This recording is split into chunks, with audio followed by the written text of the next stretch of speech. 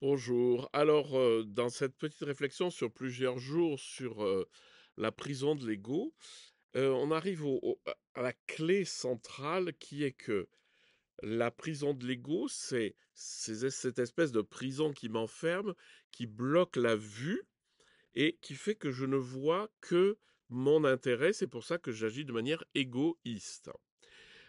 On a vu que cette prison, elle se manifestait dans le corps, puisque le corps et l'esprit sont pas deux choses différentes, mais c'est même pas une interaction, c'est une intrication, et que donc ça fabrique autour de nous une sorte de cuirasse, une armure de tension, de crispation.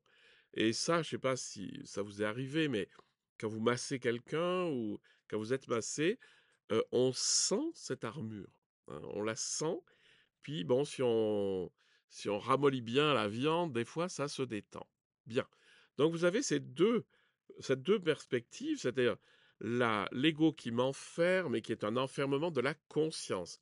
La conscience est ma capacité d'accueillir le monde. Si je n'accueille que moi-même, je suis dans l'égoïsme et je ne fais des choses que pour moi.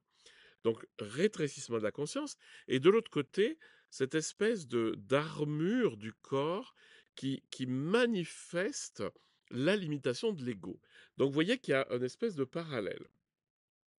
Et donc, ce qui est intéressant, c'est que pour se libérer de l'enfermement de l'ego, on peut travailler sur les deux aspects, parce que chaque fois, ça fait des exercices spirituels différents, si vous voulez.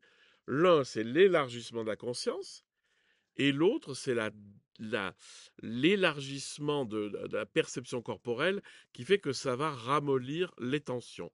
Donc un travail corporel qui va détendre les crispations et un travail plus intérieur qui est un travail d'ouverture de la conscience. Et vous allez vous rendre compte que ces deux choses-là vont ensemble, c'est-à-dire que plus vous ouvrez la conscience, plus ça détend les crispations, plus ça détend les crispations, plus ça ouvre la conscience.